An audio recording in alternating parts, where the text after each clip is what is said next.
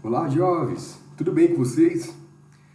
Jovens, vamos dar continuidade à nossa série de aulas sobre ligações químicas, certo? Mas antes de continuar, eu queria trazer um adendo para vocês, que é falar sobre estrutura de Lewis e regra do octeto, que é muito que vai vingar na questão de ligações iônicas e covalentes, que são as próximas que a gente vai ver, tá certo? Então, antes de a gente ver ela, vamos dar uma olhadinha nas estruturas de Lewis e regra do octeto. Bom, aqui basicamente a gente vê um flúor, né? O flúor ele querendo o elétron, o neônio, que é um gás nobre, ele dizendo assim, tô de boas. E o flúor querendo compartilhar o elétron, querendo receber um elétron a mais. E o neônio deu um tapinha ali no flúor, deixou ele para lá, mandou ele sentar, disse que estava completo. Bom, basicamente é isso que acontece, não tão dessa forma, mas com o octeto. Gases nobres, eles são gases inertes, teoricamente, nas condições normais de temperatura e pressão, certo? Então, eles sozinhos se bastam, e tendo essa idealidade deles, percebeu-se uma similaridade na configuração eletrônica deles, que boa parte desses gases nobres, neônio, argônio, criptônio, xenônio, radônio, todos estes daqui possuíam 8 elétrons na sua camada de valência. Então, os cientistas pensaram assim, poxa, então, será que ter 8 elétrons na camada de valência seria a idealidade? Então, os demais átomos buscariam sempre tender a ter 8 elétrons na última camada, e com isso eles ou ganham ou percam elétrons para que isso aconteça. E basicamente essa é a regra do octeto que a gente vai dar uma olhadinha, tá? E como a gente vai ver também, uma das exceções da regra do octeto é o hélio. E não só o hélio, mas outros átomos também vão ser exceções à regra do octeto, que a gente vai ver a expansão, a contração do octeto e átomos de valência ímpar, tá certo? Que são os radicais livres. E além dessa questão da regra do octeto, a gente vai dar uma olhadinha nas estruturas de Lewis, que são aquelas estruturas que a gente consegue traçar e definir quais pares de elétrons vão ser compartilhados e quais pares de elétrons não vão ser compartilhados, não vão ser ligantes. E assim por diante para o estabelecimento da estrutura, principalmente da estrutura de compostos moleculares que têm ligações covalentes, tá certo? Então vamos dar uma olhadinha. O químico americano Gilbert Lewis, ele estabeleceu que uma maneira simples e útil de representar os elétrons na camada de valência de um átomo por pontos. Basicamente, ele considerou a camada de valência, que são os elétrons mais externos na eletrosfera, e os elétrons da camada de valência estariam dispostos ao redor do símbolo do elemento, e cada elétron seria representado por um pontinho, e esse pontinho representava os elétrons. No caso aqui do lítio, tem só um pontinho, então o lítio tem apenas um elétron na sua camada de valência. Magnésio, 2 elétrons, alumínio, 3 elétrons, carbono, 4 elétrons. A partir de 4 em diante, até 4, geralmente se dispunha os elétrons em cada extremidade, em cima, embaixo, direita e esquerda. Mas quando chega em 4, não há mais possibilidade de deixar um elétron sozinho. Daí começa-se a formar pares de elétrons, tá certo? No caso do nitrogênio tem 5, então fica 2 elétrons juntinhos e 3 isolados. No oxigênio são 6, então fica 2 pares de elétrons não ligantes e aqui 2 elétrons sozinhos. No flúor já vai ter 3 pares de elétrons não ligantes e um elétron sozinho, porque ele vai ter 7 elétrons na sua camada de valência, tá certo? Basicamente, essa é a proposta da estrutura de Lewis, de organização dos elétrons ao redor do seu símbolo do elemento. Só para a gente ilustrar melhor, aqui a gente tem o lítio, sua distribuição eletrônica terminada em 1s1. Tem apenas um elétron na sua camada de valência Estrutura de Lewis vai ser lítio com apenas um pontinho. Berílio. Berílio ele já tem distribuição eletrônica com final, camada de valência 2s2. Se é 2s2, tem 2 elétrons. Então, esses 2 elétrons vão ser distribuídos dessa forma na representação de Lewis. Bóron. 2s2, 2p1. 3 elétrons na camada de valência. 3 elétrons distribuídos ao redor do bóron. Carbono. 2s2, 2p2. 4 elétrons na camada de valência, consequentemente 4 elétrons a ser distribuídos. Nitrogênio, mesma coisa, 5 elétrons na camada de valência, 5 elétrons para serem distribuídos. Oxigênio, 6 elétrons e flúor, 7 elétrons a serem distribuídos ao redor do seu símbolo do respectivo elemento. Na estrutura de Lewis, vale salientar que você pode classificar e determinar pares de elétrons. Os pares de elétrons eles podem ser ligantes, que são pares de elétrons compartilhados, ou podem ser pares de elétrons isolados, que são os não ligantes, tá certo? Pares de elétrons isolados, que são os não ligantes, eles são pares de elétrons que não participam de ligações, tá certo? E já pares de elétrons compartilhados, que são pares de elétrons ligantes, eles são os que constituem as ligações covalentes, tá certo? Principalmente tratando de composto molecular, de ligação covalente. Sendo assim, quando tiver um tracinho entre dois átomos, quer dizer que é uma ligação química, ali uma ligação covalente, e essa ligação covalente é um par de elétrons ligante. Quando tiver dois pontinhos sozinhos, assim, em alguma parte da estrutura, quer dizer que são pares de elétrons não ligantes, que não participam da ligação. Eles só são pares de elétrons da camada de valência daquele átomo, mas eles não estão sendo compartilhados ou sendo doados em uma ligação, tá certo? E já um pontinho sozinho representa um radical livre, que é um elétron sozinho que geralmente acarreta a uma reatividade muito grande, porque já que esse elétron está sozinho, ele vai precisar se estabilizar o quanto antes. Então, essa pressa em se estabilizar faz com que os radicais livres sejam muito reativos, que é o que a gente vai ver também, tá bom? Para os elementos representativos, que são aqueles grupos da família A, né, que a gente viu, da nomenclatura antiga, com exceção do hélio, que possui 2 elétrons na camada de valência, o número do grupo correspondente aos elétrons de valência de cada elemento está correlacionado à sua respectiva família, tá certo? Por exemplo, elementos da família 1A, do grupo 1A, da tabela periódica. Consequentemente, 1A vai ter um elétron na camada de valência. Já do grupo 2A, se é 2A, consequentemente, vão ter 2 elétrons na camada de valência. Se for da família 3A, vai ter 3 elétrons na camada de valência. 4A, 4 elétrons na camada de valência. 5A, 5 elétrons na camada de valência. 6A, 6 elétrons.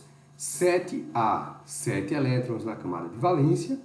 E na família 0, ou 8A, ou grupo 18 também tem essas possibilidades de nomenclatura, que são os gases nobres. Todos eles vão ter 8 elétrons na camada de valência, que é o que a gente observa aqui. Ó. Aqui são os gases nobres: hélio, neônio, argônio, criptônio, xenônio, radônio. Todos eles têm 8 elétrons na camada de valência, com exceção do hélio, que está de gaiato aqui, apenas com 2 elétrons na camada de valência. O hélio ele é uma exceção de configuração eletrônica, porque realmente na configuração eletrônica dele, ele só tem 2 elétrons na camada de valência, e os demais 8. Mas, em propriedades, ele é muito semelhante aos gases nobres, por isso que ele está introduzido nesse grupo, tá certo? Por quê? Porque ele é inerte, ele é um gás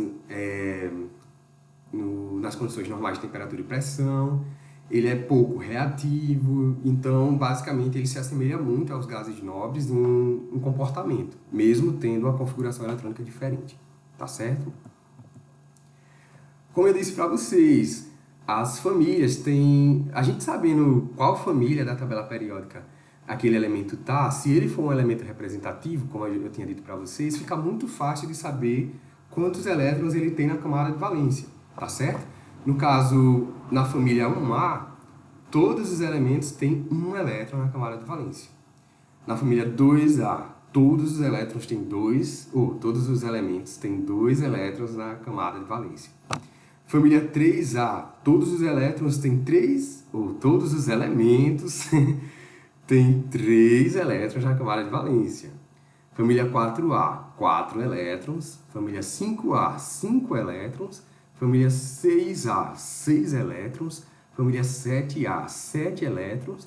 E a família 8 aqui, gases nobres, 8 elétrons, com exceção do hélio.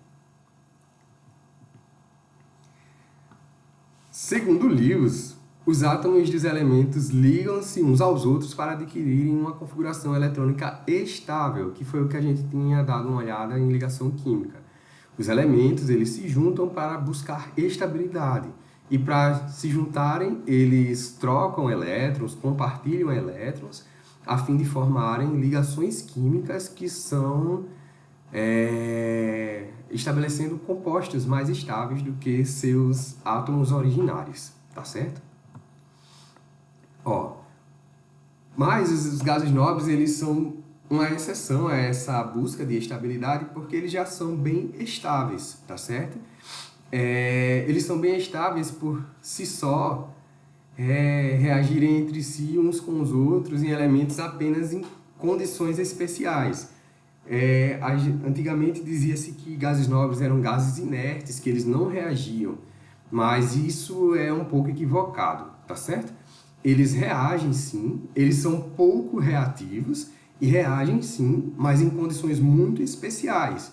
Nas condições normais de temperatura e pressão, que é uma atmosfera comum, geralmente eles não reagem, eles precisam de um ambiente bem mais específico. Altas pressões, altas demandas energéticas, condições bem mais especiais para que eles consigam reagir, tá certo? Mas, como em condições normais de temperatura e pressão, eles não reagem, eles são bem estáveis, tá certo? Eles são monoatômicos, ou seja, o próprio elemento é bem estável, não precisa de outro átomo para buscar essa estabilidade, por isso que geralmente eles não tendem a fazer ligações químicas, porque eles são monoatômicos e monoatômicos estáveis. Então eles não vão buscar elétrons de outro átomo para se estabilizar, eles por si se bastam, tá certo?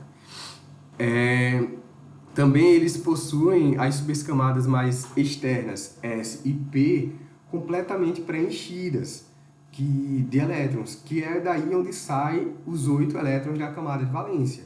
Quando a gente tem o subnível S totalmente preenchido, é por 2 elétrons, S2. E o subnível P é totalmente preenchido por 6 elétrons. 6 mais 2, 8 elétrons na camada de valência, consequentemente, eles assumem essa configuração que traz a regra do octeto, que são 8 elétrons na camada de valência. Os gases nobres são bastante estáveis também por possuírem energia de ionização e afinidades eletrônicas que indicam a forte tendência de nem ganhar nem perder. São indicações que eles são bem neutros, assim. São valores que não trazem nem muita correlação à energia de ionização e nem afinidade eletrônica. Ou seja, trazendo esse caráter meio neutro dele de nem tender a perder elétrons, nem tender a ganhar elétrons. De ficar ali mesmo como ele está, como é um gás nobre. Tá certo? E aqui a gente vê as configurações eletrônicas. Novamente eu digo para vocês a exceção do hélio, que tem sua estabilidade apenas com o subnível S totalmente preenchido, S2 configurando camada de valência com 2 elétrons. Como na natureza tudo tende à máxima estabilidade, um átomo de um elemento representativo ele adquire a estabilidade máxima quando ele se torna isoeletrônico com um gás nobre. E para se tornar isoeletrônico é o que? Ele vai buscar ter 8 elétrons na sua camada de valência. E para ele conseguir 8 elétrons na sua camada de valência, ele vai tentar ou compartilhar elétrons, ou doar elétrons, ou receber elétrons também, tá certo? E nisso vai se fazendo o uso de ligações químicas dele com outros átomos, até ele conseguir 8 elétrons na camada de valência e os outros átomos também se estabilizando. E essa é a regra do octeto, tá certo? É muito lindo, porque você se vale de formação de cátions, de ânions, de ligações iônicas, ligações covalentes, que já é o compartilhamento de elétrons, e tudo isso é permitido em busca de estabilidade, e que todos os átomos ali eles tenham uma estabilidade, menor nível de energia, e geralmente alguns, boa parte, tendem a se estabilizar com 8 elétrons na camada de valência, principalmente os elementos representativos, tá certo? Da tabela periódica. Ao formar ligações químicas, os átomos dos elementos representativos, eles perdem e ganham ou compartilham elétrons nas configurações, buscando configurações eletrônicas mais estáveis, tá certo? E assim conseguir 8 elétrons da camada de valência, como eu tinha dito para vocês. E com isso eles podem reduzir, que é variar o número de NOx para números mais negativos, ou oxidar, que é variar o número de NOx para números mais positivos. E, consequentemente, eles podem ficar mais ricos ou deficientes de elétrons. E o que vai reger esse ganho ou perda de elétrons, principalmente para a formação de cátions ou de ânions, além das propriedades periódicas que a gente viu, de afinidade eletrônica, eletropositividade, eletronegatividade, é a busca do octeto. Porque, por exemplo, aqui, ó, a família 1A, todos eles têm um elétron na camada de valência. Se eles têm um elétron na camada de valência e eles tenderiam a buscar o octeto, então, para eu chegar em 8 elétrons, é mais fácil eu perder esse elétron e descer minha camada de valência para uma camada totalmente preenchida, mais interna, ou eu buscar mais 7 elétrons de outros 7 átomos e assim conseguir estabelecer esse octeto. É bem mais fácil a gente perder esse elétron do que buscar mais 7. Então, geralmente, o número de oxidação aqui dos metais alcalinos, que é essa primeira coluna da tabela periódica, é X mais 1, ou seja, ele vai tender a perder esse elétron na camada de valência. Da mesma lógica também os metais alcalinos terrosos, que é essa família 2A aqui, eles só têm 2 elétrons na sua camada de valência. Se só tem 2 elétrons na sua camada de valência, é mais energeticamente favorável ele perder esses 2 elétrons e ficar estável com a camada mais interna sendo a camada de valência, que já vai estar toda preenchida, do que ele buscar 6 outros elétrons para completar seu octeto, tá certo? Então, geralmente, os metais alcalinos terrosos, eles têm NOx mais 2, porque em reações, principalmente para a formação de ligação iônica, eles vão tender a perder esse par de elétrons não ligante aqui, esses 2 elétronzinhos da sua camada de valência. Mesma forma, a família do boro aqui, a família do boro tem 3 elétrons na camada de valência. De 3 para 6, é mais fácil você perder esses 3 elétrons do que ganhar mais, ou de 3 para 8, né? É mais fácil você perder esses 3 elétrons daqui do que você ganhar mais 5 para assumir o octeto, tá certo? Então, geralmente, quando se há a formação de cátion, esse cátion, geralmente, ele tem valor de NOx 3+, tá certo? Já a família 4A, que é a do carbono, ela geralmente não tende nem a ganhar nem perder elétrons. Geralmente, eles são mais intermediários, porque é um meio termo. Se você tem 4 elétrons aqui e para chegar em 8, você precisa ganhar 4 elétrons. E também para você chegar numa camada mais interna, se desfazer esses elétrons, também vão ser 4 elétrons para você se desfazer. Então, teoricamente, fica no meio termo aqui, e o que vai decidir mais é a natureza do outro ligante, do outro átomo que vai estar sendo ligado a ele, para definir se vai ser uma ligação iônica ou uma ligação covalente, tá certo? Já a família 5A, 6A e 7A, todas elas já têm a partir de 5 elétrons na camada de valência. Então, de 5 para 8, faltam só 3 elétrons para ele completar. Então, é mais fácil ele ganhar esses 3 elétrons para completar o octeto do que se desfazer dos 5 que ele já tem. Então, teoricamente, o número de oxidação dele, quando for compostos iônicos, vai ser de -3, porque ele vai tender a ganhar 3 elétrons, ganhar 3 cargas negativas para se estabilizar. Por isso que o NOx dele vai tender a ser -3. No caso do oxigênio, família do oxigênio, todos eles daqui têm 6 elétrons na camada de valência. Então, para 8 só faltam mais 2. Então, ele vai preferir buscar mais 2 elétrons para completar o octeto do que perder os 6 que ele já tem. Então, o NOx dele vai ser -2 porque ele vai ganhar 2 elétrons para estabelecer esse octeto. E já os halogênios, o flúor, cloro, bromo e iodastato, geralmente tem NOx -1 e formam ânions com carga -1, porque eles vão facilmente ganhar mais um elétron e assumir aquele octeto, porque ele já tem 7. De 7 para 8, energeticamente é mais favorável ele ganhar um elétron e formar aquele determinado ânion de carga -1. Tá certo? E os gases nobres, a gente vê aqui que eles estão totalmente estáveis, com seus 8 elétrons na camada de valência, por isso que não precisam reagir, também não há variação de número de oxidação também não, tá certo? Bom, para a gente montar a estrutura, principalmente o esqueleto de uma molécula, é essencial a gente compreender a estrutura de Lewis, a regra do octeto, e é o que a gente vai fazer aqui com a molécula de dióxido de carbono. Primeiramente, a gente monta o esqueleto. Se eu tenho 2 átomos de oxigênio e 1 de carbono, esse átomo do elemento de menor quantidade geralmente tende a ser o átomo central, tá certo? Então, por isso que eu já coloquei aqui, ó, o carbono como átomo central e 2 oxigênios.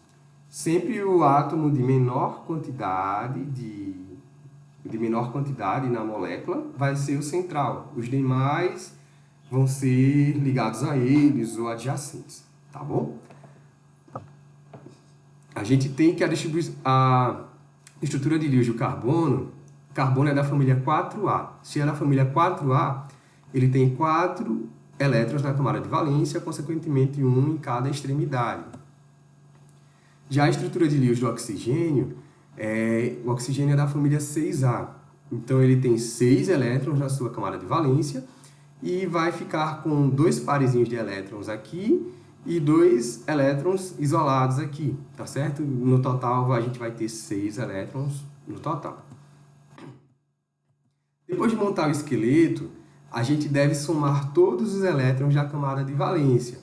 Lembrando que, se for um ânion de carga negativa, a gente tem que somar a quantidade de elétrons que aquele ânion ganhou, que tenha mais, tá certo?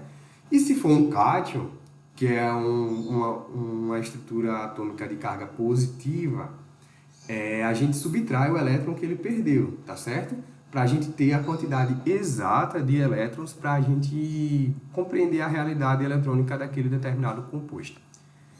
Ó, compreendendo assim, a gente viu que se o oxigênio possui 6 elétrons cada oxigênio e eu tenho 2 átomos de oxigênio, então eu tenho 2 vezes 6 elétrons igual a 12 elétrons atribuídos aos oxigênios, tá certo? Já o carbono, eu sei que o carbono é da família 4A, tem 4 elétrons na camada de valência, e a gente só tem um único carbono aqui compondo essa molécula. Então, é 1 vezes 4 igual a 4 elétrons. Daí, a gente tira o total de elétrons que tem nessa molécula, que vai ser 12 mais 4 igual a 16 elétrons ao total que a gente vai fazer a distribuição e compreender quantos pares de elétrons ligantes e não ligantes a gente vai ter nessa molécula, tá certo?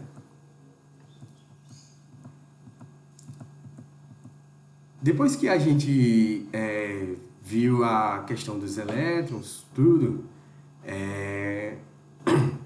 a gente pega e subtrai, a gente viu que tinha 16 ao total, não foi? Então, a gente subtrai a quantidade de elétrons usada para montar o esqueleto. Se cada ligaçãozinha dessa é um par de elétrons, e eu tenho duas ligações, então é 2 vezes 2, 4 elétrons ligantes, tá certo? E desses 4 elétrons ligantes, a gente subtrai dos 16 elétrons totais.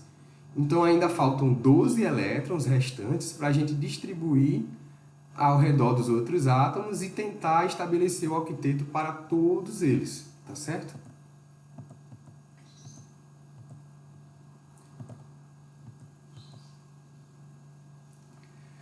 Então, a gente agora vai distribuir os elétrons de modo que todos os átomos tenham 8 elétrons na camada de valência, começando dos átomos periféricos. Lembrando que a gente só tem 12 elétrons restantes, tá certo? Então, a gente vai pôr um par de elétrons aqui no oxigênio, mais outro par de elétrons aqui no oxigênio. Mesma forma do outro lado, outro par de elétrons, outro par de elétrons, tá certo? Daqui, a gente já observa que o oxigênio tem 1, 2, 3 pares de elétrons, então totaliza 6 elétrons na camada de valência.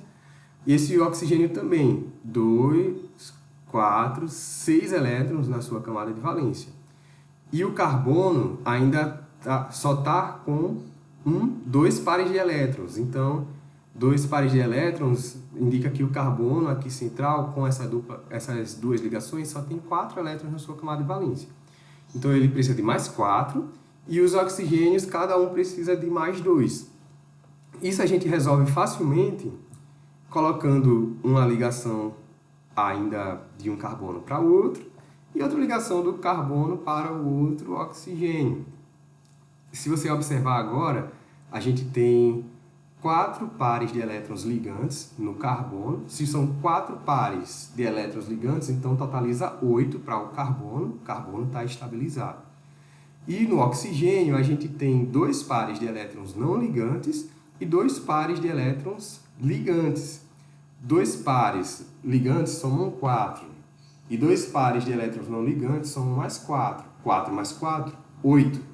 Então, assumiram o octeto. Teoricamente, essa molécula já está estabilizada, todos os átomos, porque eles vão estar com 8 elétrons na sua camada de valência, tá certo?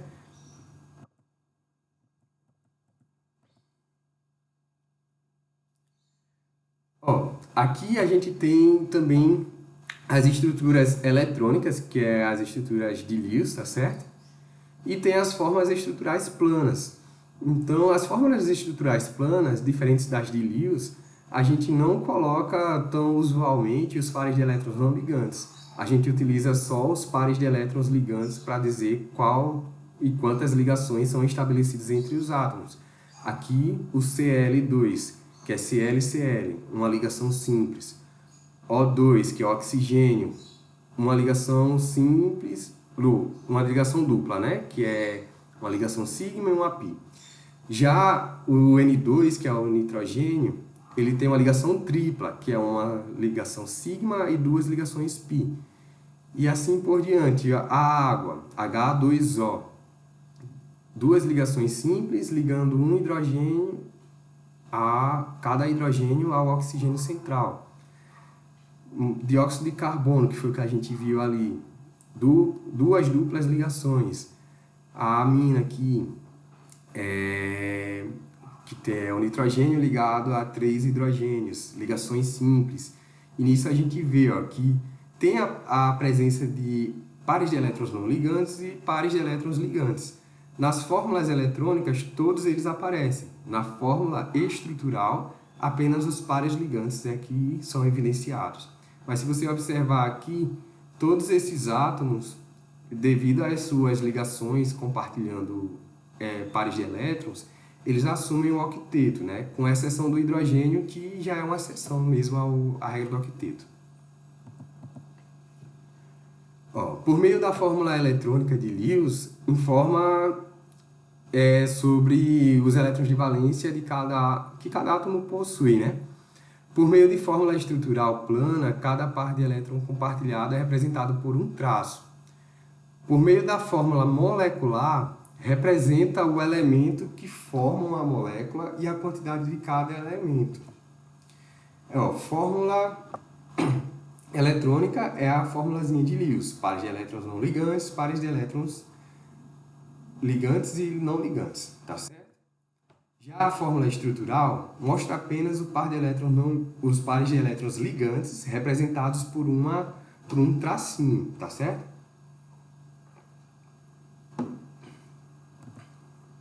E a fórmula molecular, na verdade, é só a fórmula dos elementos que constituem a molécula e a quantidade de cada elemento desses.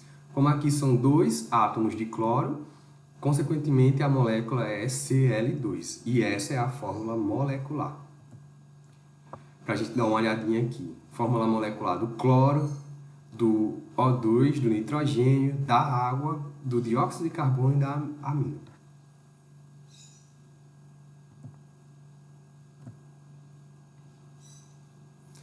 Bom, a regra do octeto e o ato da regra tem uma exceção. Não só uma exceção, mas tem exceções, que podem ser a expansão do octeto, a contração do octeto e valência ímpar, que são os radicais livres, tá certo? A gente vai dar uma olhadinha em cada uma dessas.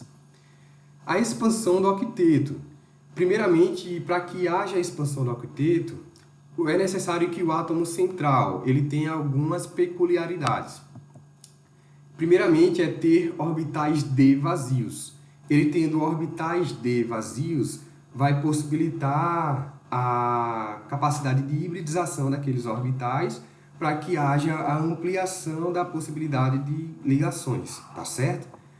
Geralmente, os elementos a partir do terceiro período da tabela periódica é que tem essa configuração e essa possibilidade de expansão do octeto, tá certo?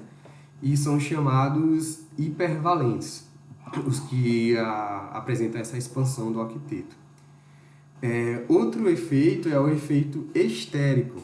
Para que haja a expansão do octeto, é necessário também que o raio atômico desse determinado elemento ele seja relativamente grande, volumoso, para que ele consiga comportar todas essas ligações a mais, expandindo o seu octeto, tá certo? Porque se ele tivesse um raiozinho menor, ele não teria espaço nem volume para comportar todas as ligações excedentes, tá certo? Então ele tem que ter um volume maiorzinho para que consiga fazer maior quantidade de ligações ali, tá certo?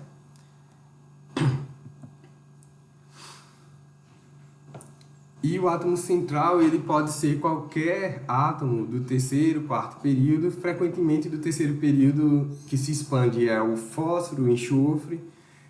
Do quarto período é o selênio, o bromo. Do quinto período o telúrio e assim por diante, tá certo?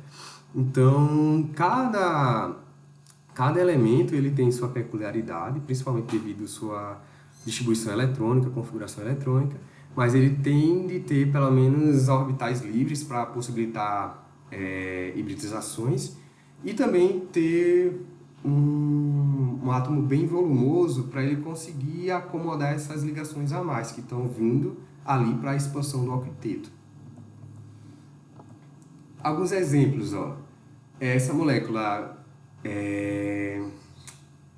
pentacloreto de fósforo, certo? São 5 átomos de cloro ligados ao fósforo. Se você observar direitinho, cada átomo de cloro tem 8 elétrons na camada de valência. 3 pares de elétrons não ligantes e um par de elétron ligante, tá certo? Mas já o fósforo aqui, ele já tem 5 pares de elétrons ligantes, Se é 5 pares de elétrons ligantes, então é 5 vezes 2, ele vai ter 10 elétrons na sua camada de valência. 10 elétrons na sua camada de valência já ultrapassa o octeto. Por isso que se chama expansão do octeto, tá certo? O fósforo ele expandiu seu octeto para 10 elétrons na camada de valência. E essa molécula é estável. Só lembrando que o que é que vai justificar como é que chegou nessa questão de expansão e contração? Basicamente, a expansão e a contração, eles vêm para tentar explicar moléculas que já são estáveis, tá certo? Porque, por exemplo, dentre a regra do octeto, a gente consegue justificar muitos compostos. Mas, por exemplo, esse daqui, PCl5. O PCl5 ele é um composto estável, ele existe, mas se você for utilizar a regra do octeto, ela não convém para essa molécula. Então, foi necessário se compreender que haveria a possibilidade de expansão do octeto para justificar umas moléculas que teriam átomos centrais com maior quantidade de 8 elétrons acima na sua camada de valência, e bem como a contração do octeto, que existem moléculas que são estáveis, que são caracterizáveis e que não se justificam pelo octeto, mas sim por uma contração, de compreender que ela está estável ali com menos de 8 elétrons na camada de valência e está tudo bem, tá certo? Outro exemplo de expansão do octeto é o fósforo do ácido fosfórico. O fósforo ele é o átomo central desse ácido, tá certo? E ele tem 5 pares de elétrons ligantes, da mesma forma também. 5 pares de elétrons ligantes vai configurar a camada de valência com 10 elétrons. E esse fósforo ele vai estar realmente configurando esse composto relativamente estável. Se ele é estável, então, teoricamente, assumiu essa estabilidade e alcançou a expansão do octeto, sendo estável com 10 elétrons na camada de valência. Da mesma forma que o enxofre. O enxofre ele tem a possibilidade bem versátil, né? Dióxido de enxofre. Dióxido de enxofre, o enxofre desse dióxido de enxofre daqui ficou estável com 10 elétrons na camada de valência. Já no trióxido de enxofre, ele fica estável com 12 elétrons na camada de valência, porque ele faz 6 ligações. E em cada ligação é um par de elétron ligante, tá certo? Então, daí ele se estabiliza com 12 elétrons na camada de valência no trióxido de enxofre. Já o enxofre do ácido sulfúrico, ele se estabiliza com 12 elétrons na camada de valência.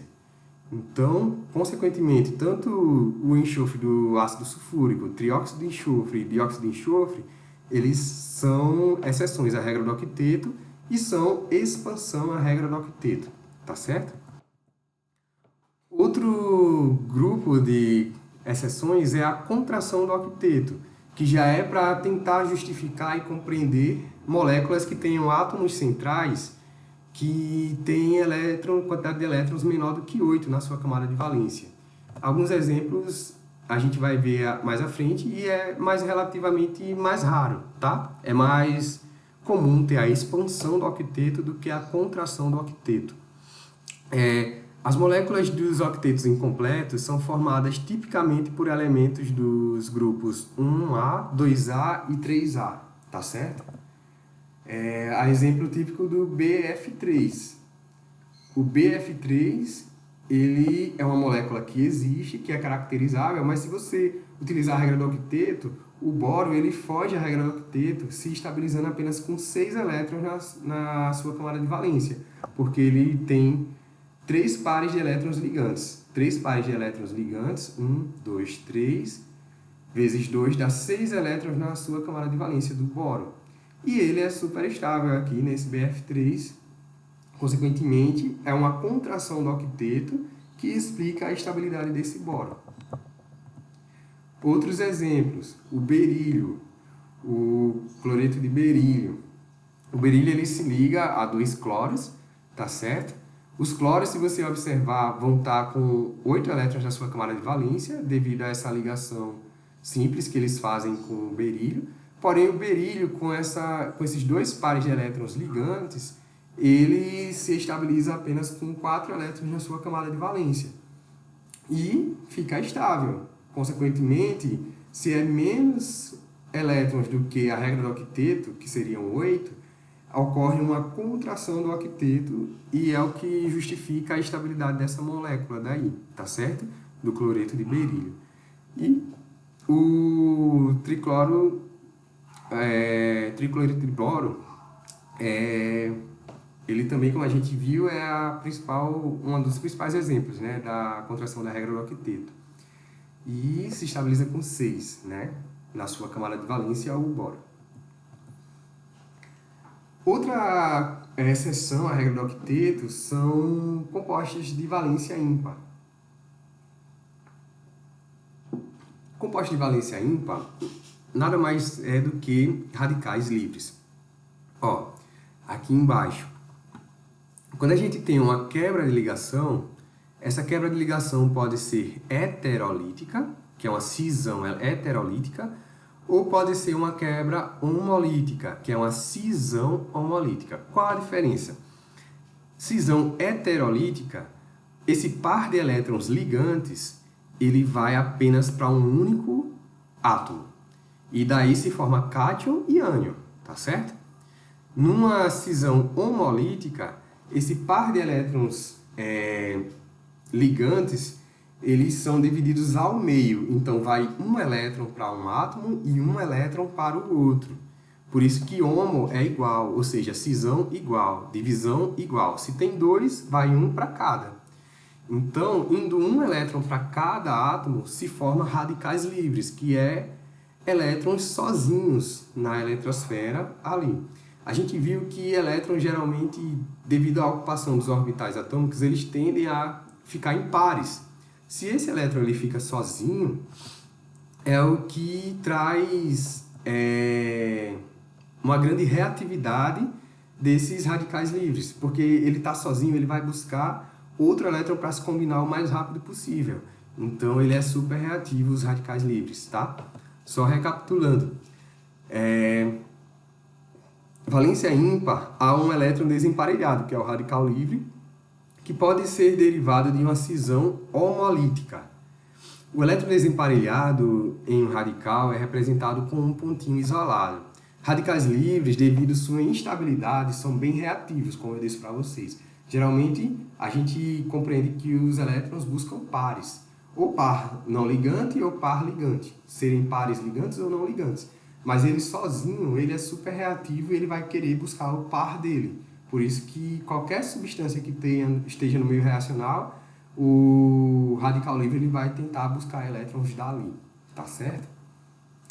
Há radicais com mais de um elétron desemparelhado, que são os birradicais também, tá certo? Não necessariamente tem que ter apenas um elétron desemparelhado. Tem radicais livres que podem ter dois elétrons sozinhos em extremidades diferentes da molécula, por exemplo, tá certo?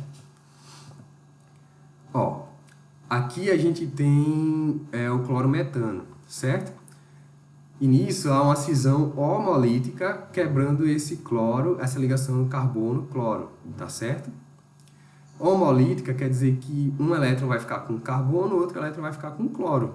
E com isso vão formar radicais de metil-cloro, tá certo? E esses radicais vão ser caracterizados por elétrons isolados ou desemparelhados.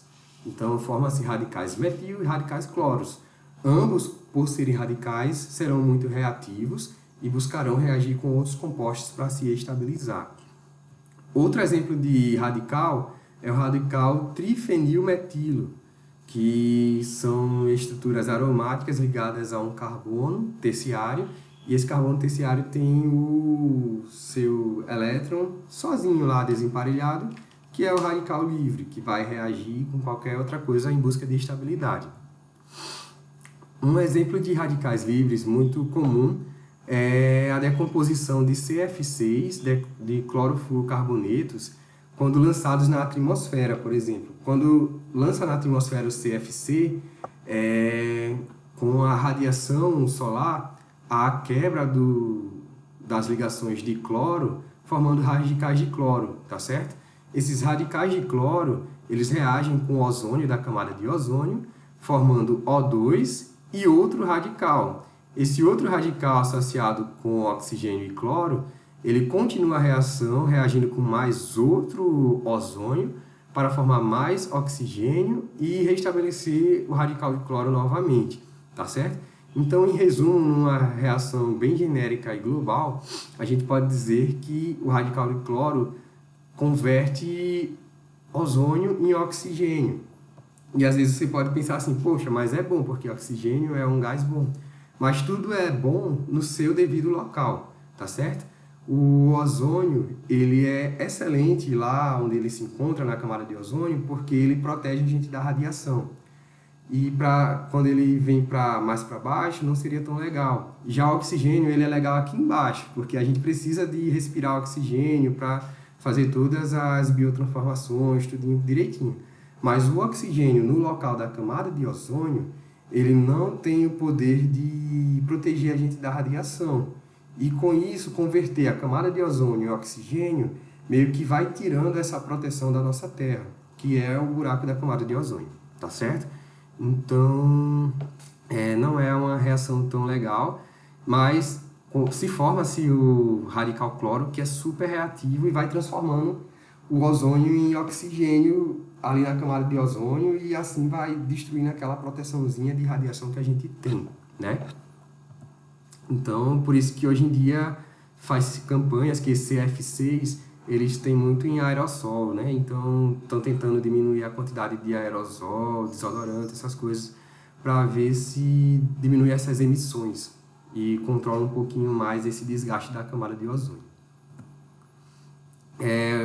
Um exemplo de radical livre, só para a gente entender, no nosso organismo também. A gente fala muito de radical livre, né? Que radical livre envelhece a gente, destrói as células do nosso organismo, não sei o quê. Basicamente, os radicais livres, como eu disse, eles estão precisando de mais um elétron para se estabilizar. Então, eles são super reativos. Eles podem buscar esses elétrons de átomos saudáveis, de moléculas saudáveis do nosso organismo, mas isso não vai ser legal porque vai desestabilizar aquela molécula saudável do nosso organismo, que vai formar um efeito em cadeia não tão legal e vai trazer disfunções para o nosso organismo.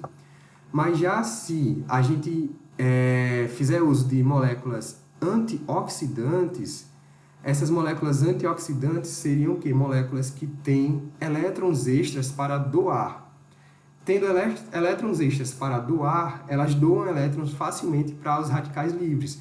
Por isso que a gente diz que antioxidantes combatem radicais livres, porque antioxidantes são moléculas ricas em elétrons, e esses elétrons vão ser cedidos facilmente para os radicais livres para estabilizar os radicais livres e assim ele não causar um dano no nosso organismo pegando elétrons de moléculas saudáveis ou moléculas estáveis do nosso organismo, tá certo?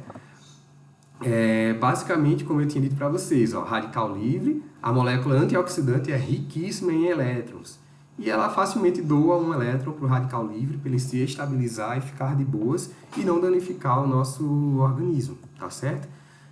Aqui a gente vê vários exemplos de moléculas que são antioxidantes naturais, tá certo? E elas fazem doação de elétrons, seja por intermédio dessas duplas ligações de aromáticos, ou até mesmo por pares de elétrons não ligantes, e assim ela vai cedendo elétrons para radicais livres possíveis. Essa molécula ela perde elétrons, se desestabiliza, mas ela tem o poder de se estabilizar novamente, porque ela tinha elétrons sobrando e consegue controlar essa desestruturação quando ela perde. Por isso que ela é um antioxidante potente, tá certo? Então, quando a gente diz rica em antioxidantes, quer dizer que aquela substância ela é rica em elétrons que podem ser doados para que contenha um efeito de cadeia de algum radical livre, que é um potencial risco ao nosso organismo, não é? Então, a gente fica por aqui nessas questões de estrutura de Lewis, regra do octeto. A gente viu que os átomos eles tendem a fazer essa configuração de 8 elétrons na camada de valência para assumir configuração eletrônica semelhante a gases nobres, mas nem sempre é possível estabelecer a regra do octeto. E com isso a gente viu que tem a possibilidade de expansão do octeto, contração do octeto e ainda tem a possibilidade de moléculas ímpares de elétrons, que são os radicais livres, tá certo? Dentre todas essas possibilidades, a gente viu também como é que se estrutura as estruturas de Lewis, né, dos determinados elementos, e assim a gente compreende como é que se vai se formando desenhozinhos das moléculas, das ligações, pares de elétrons ligantes e pares de elétrons não ligantes, tá certo? E a gente se vê na próxima aula. Até mais!